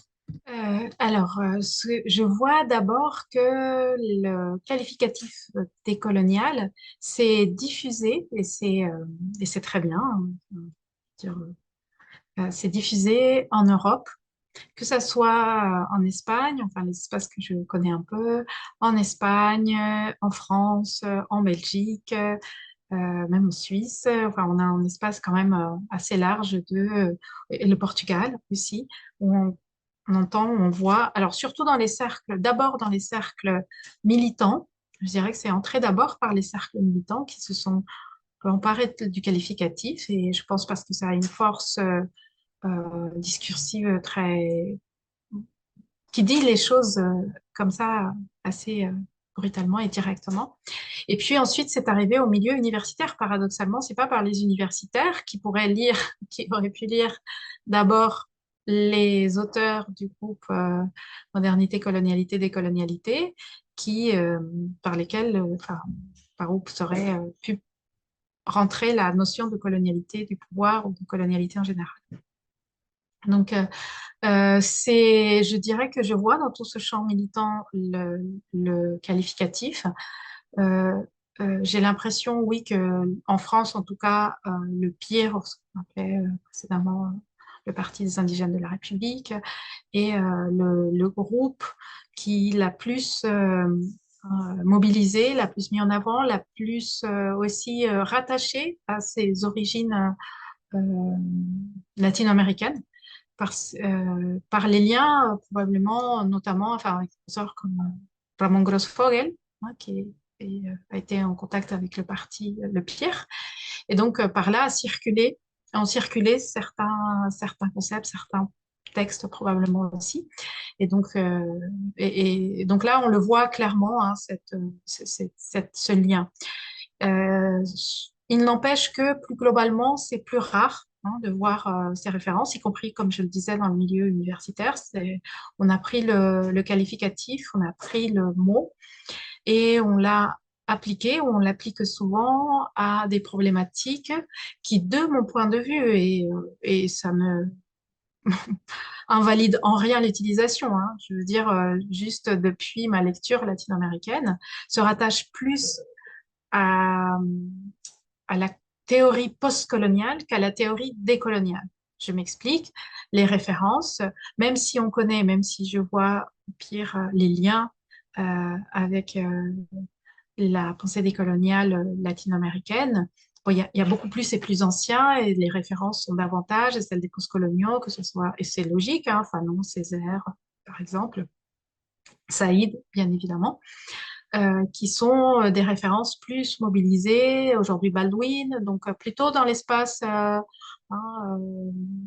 des États-Unis, mais pas latino, américain en tout cas, davantage, et tout ça inséré dans une idée que tout ça c'est décolonial. Enfin, on parle pas d'ailleurs de décolonialité, plus de mouvement décolonial. C'est une reconfiguration en fait du terme, une resémantisation aussi du terme, et plutôt à le voir, mais avec des questions qui sont les mêmes questions. C'est ça qui est important, et je le vois aussi dans des groupes belges ou espagnols, hein, de dire qu'on se pose. Bon, en Espagne, contrairement à la France, en revanche, oui, il y a plus, parce qu'on peut lire les textes, donc beaucoup plus de références aux auteurs et aux autrices latino-américains. Là, décolonial est plus vraiment pris comme théorie décoloniale, comme on dit, ou ça peut se retrouver ben, dans les cercles militants et désormais universitaires, mais surtout militants espagnols, vraiment là parce qu'il y a des lectures de Chico Riel, par exemple chez les féministes décoloniales, de Judith Espinosa, d'Aníbal Quijano, de Dussel, par exemple, on les voit. Dans l'espace francophone, et aussi, faut le dire aussi, c'est une question, c'est pas un choix politique, c'est parce que les textes, ben, ils sont en espagnol et que on lit plus l'anglais en France et qu'on ait plus de liens avec les textes en anglais que dire lire. Et en plus, avec un espagnol qui demande quand même, enfin, il y a certains auteurs décoloniaux qui sont assez hard à la lecture, hein, qui ne travaillent pas là, pour le coup, un peu, hein, bon, il faut quand même maîtriser assez bien l'espagnol pour y avoir accès. Donc, on est en train de traduire depuis, hein, je dirais 2015. Il y a un mouvement de traduction aussi en France et en Europe, enfin dans l'espace en France particulièrement.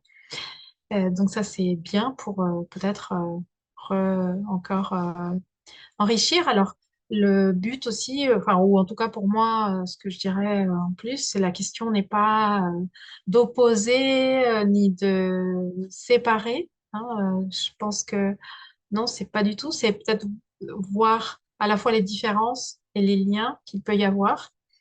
Et je dirais que nous, le livre en tout cas, et nous, Philippe et moi-même, ce que notre entrée, c'est depuis la perspective de l'Amérique latine. Donc, c'est par là qu'on voit. Donc, forcément, on est très intéressé aussi pour que cette pensée soit discutée dans l'espace universitaire.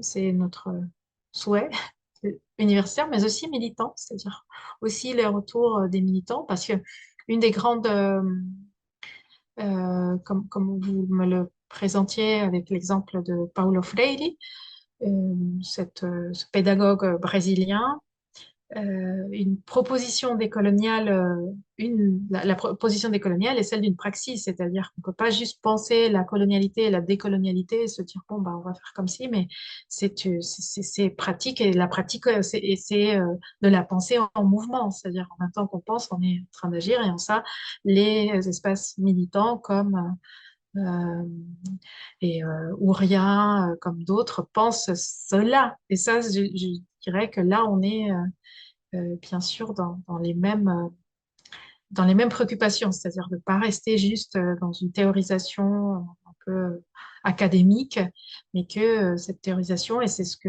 propose la pensée décoloniale, c'est qu'elle elle soit action, enfin, elle se concrétise. On peut pas, par exemple, se dire, il me semble en tout cas, qu'on pense et qu'on trouve pertinent la théorie décoloniale sur la colonialité du savoir et à l'université faire les mêmes cours, les mêmes chaires, la même façon de